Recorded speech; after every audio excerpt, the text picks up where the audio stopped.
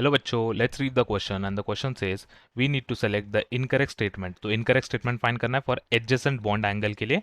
और यहाँ पे दिया है CF2 OF2 में OF2 का जो है हायर बॉन्ड एंगल है, यहाँ पे ऐसा लिखा है।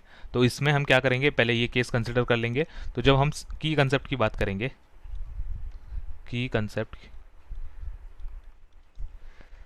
तो यहाँ पर की कंसेप्ट जो लगने वाला है इसमें लगेगा basic principles and techniques of organic chemistry.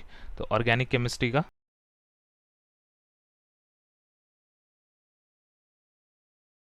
Basic concepts लगने वाला है। एंड यहाँ पे हम बोल सकते हैं इसके साथ साथ केमिकल बॉन्डिंग क्या। तो अब हम देखेंगे कि एग्जैक्टली होता क्या है। तो CF2 दिया है, तो CF2 जब प्रेजेंट होता है तो CF2 के केस में ये क्या है, इसमें सिंगलेट और ट्रिपलेट स्टेट पॉसिबल होता है। जब इसमें सिंगलेट फॉर्म में क्या हो जाता है, इसमें कार्बन एटम जो होता है sp2 हाइब्रिडाइज होता है with a bond angle of 120 degree. So carbon atom C atom is sp2 hybridized और इसमें बॉन्ड एंगल कितना होता है, 120 डिग्री हो जाता है। और जो ट्रिपलेट में होता है, जो कार्बन एटम होता है इसमें, वो होता है sp हाइब्रिडाइज्ड। इसके कारण इसमें क्या हो जाता है, 180 डिग्री इसका बॉन्ड एंगल हो जाता है। पर OF2 के केस में जब हमारे पास OF2 होता है तो OF2 क्या हो जाता है, इसका स्ट्रक्चर होता है OF और इसमें हो जाए ऑक्सीजन का एटम का हाइब्रिडाइजेशन होता है sp3 इस ऐसे हो जाता है इसमें।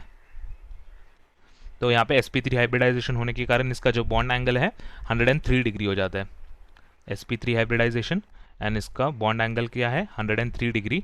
एक्चुअली sp3 में होता है कितना, इसमें होता है 109.5 डिग्री, पर यहाँ पे दो लोन पेयर होने के कारण इसका बॉन्ड एंगल कम हो जाता है और ये हो जाता है 103 डिग्री। तो दिस इज ऑब्वियसली सिंगलेट और ट्रिपलेट दोनों से ही कम है, तो क्या बोलेंगे, OF2 has higher bond angle दिखा है, पर यहाँ पे OF2 का क्या बॉन्ड एंगल कम है। तो ये हमारा करेक्ट स्टेटमेंट, ये इनकरेक्ट स्टेटमेंट है। और इनकरेक्ट स्टेटमेंट होने के कारण ये क्या हो जाएगा, हमारा करेक्ट आंसर हो जाएगा, क्योंकि यहाँ पे इनकरेक्ट स्टेटमेंट पूछा गया है।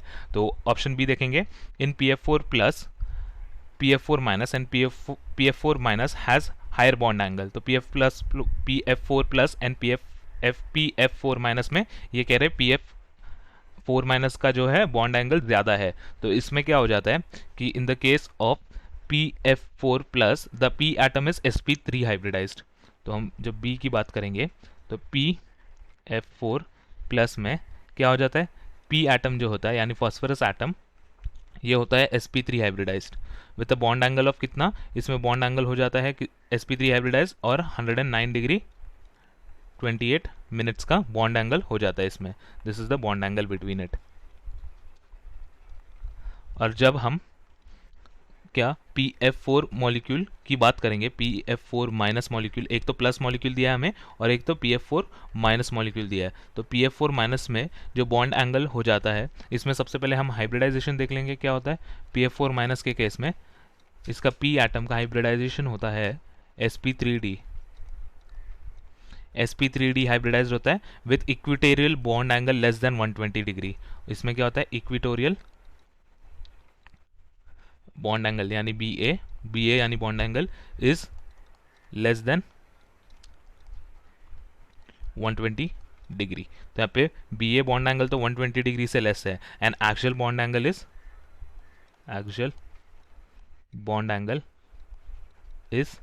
Less than 90 degree. तो हम इससे क्या बोल सकते हैं कि स्टेटमेंट 2 जो है इसमें दिया है PF4 minus has higher bond angle, और PF4 माइनस में कितना है हमारे पास 120 डिग्री। तो इसीलिए क्या बोलेंगे हम, ये जो है हमारा करेक्ट स्टेटमेंट है, तो इसीलिए हम इसे डिस्कार्ड कर देंगे। थर्ड स्टेटमेंट में कह रहे हैं कि in ClF3 and BF3 ClF3 has lower bond angle. तो ClF3 मॉलिक्यूल के केस में the Cl atom is sp3 hybridized over here. तो यहाँ पर हम बात करेंगे तब ClF3 में जो सेंट्रल एटम है वो है कौन सा, sp3 डिहाइब्रिडाइज्ड। sp3 डिहाइब्रिडाइज्ड होने के कारण इसका बॉन्ड एंगल जो होता है 87.5 डिग्री है, इसमें 87.5 5 डिग्री बॉन्ड एंगल होता है ClF3 के केस में। And in BF3 B atom is sp2 hybridized. Obviously BF3 जो है ट्राइगोनल प्लेनर होता है, इसमें sp2 हाइब्रिडाइज्ड होता है और इसमें बॉन्ड एंगल होता है 120 डिग्री। और इसमें बोला है कि ClF3 has lower bond angle, तो इसका हम देखने से, कंपेयर करने से पता चल जाता है कि इसका बॉन्ड एंगल तो कम होगा ही ClF3 का। तो ये करेक्ट स्टेटमेंट है, इसलिए हम इसको डिस्कार्ड कर देंगे।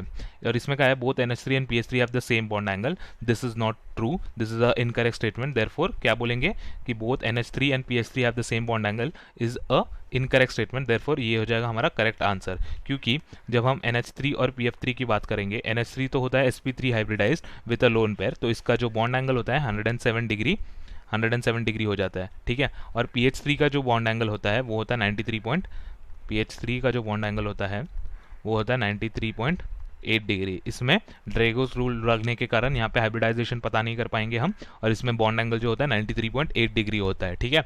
तो PH3 एंड NH3 का बॉन्ड एंगल डिफरेंट है, यहाँ पे दोनों का हाइब्रिडाइजेशन सेम नहीं होता, सिर्फ NH3 का हाइब्रिडाइजेशन होता है, वो होता है sp3। तो इसमें से हम क्या बोल सकते हैं अभी, ऑप्शन नंबर ए और ऑप्शन नंबर डी जो है हमारा करेक्ट आंसर है। Hope you understood it well. Best of luck.